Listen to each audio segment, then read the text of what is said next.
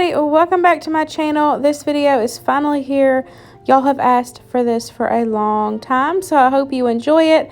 This is my homemade hamburger helper. This is definitely a favorite what's for dinner recipe for us. Definitely a go-to when last minute dish or just want something quick, because this does not take long at all. And it is, doing the homemade version is way better than the box kind. And yes, I still make the box kind. It just kind of depends on what we have going on and if I have all the ingredients for the homemade version, which normally I try to keep that in there, because this is always a go-to meal if you know, if there's something that we don't have to make. This is always my go-to to feed my family for dinner. But as you've seen, I've just cooked up, browned and drained the grease off of that, of the hamburger meat. That is 1.5 pounds. You can do less, you could just do 1 pound, but for our family we always do 1.5 pounds for our family, because we like leftovers. So I try to cook a little bit of a larger portion than normal, so that way Luke has enough leftovers to take with him to work that next night. That's also how we save money for lunches and stuff, so he just takes leftovers. But anyways, let's go ahead and get into this recipe. This is so yummy. So as you see, I put in some pasta there. I had like 2 half boxes, so I just did the 2 half boxes. But of course you can just pick one kind of pasta. You just want to make sure that you've got 3 cups of pasta. Now, like I said, this recipe is based off 1.5 pounds. So if you just do 1 pound, if you just want less hamburger meat, or if you want to do a smaller batch, then just do less pasta. So we've got the hamburger meat. We have seasoned it with some complete seasoning. We have got 3 cups of dried pasta. We have put in 2 cups of water, warm water, and then we're going to add in 2 cups of milk. So that's 4 cups of liquid total. You want to make sure that you put enough liquid in there where it just almost covers that pasta. That kind of gives you a, doing it that way, it kind of helps.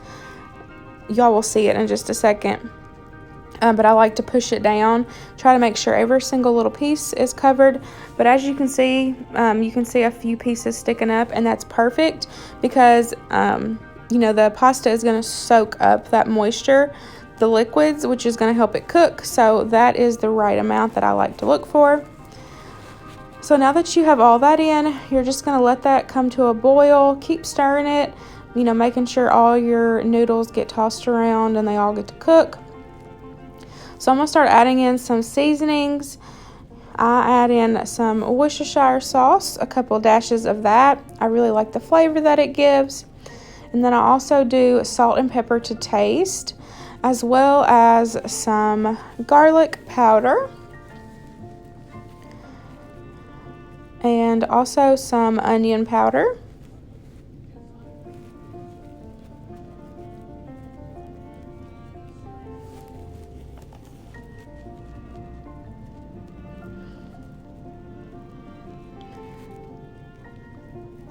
And also some paprika.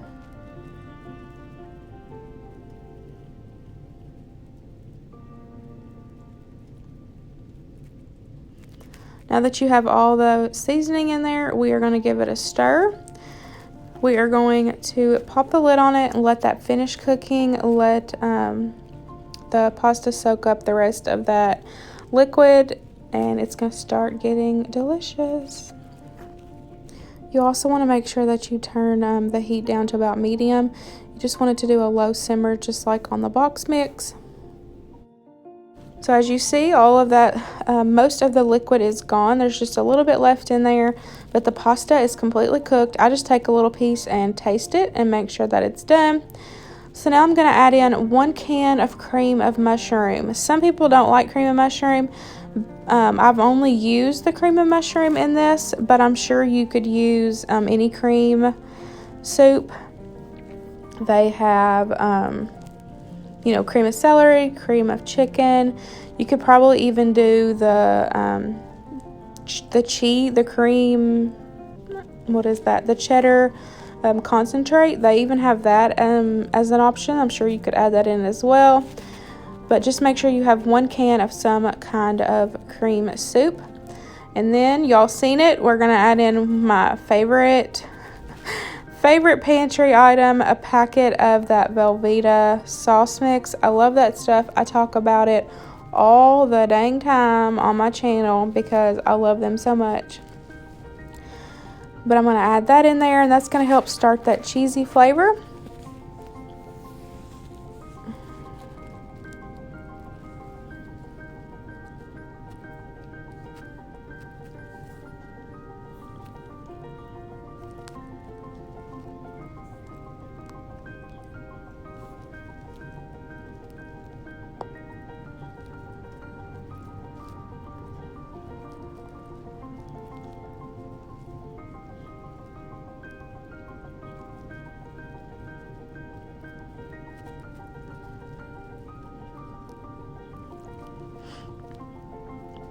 Now we're going to give it a mix and get that all incorporated, get that Velveeta nice and melt down.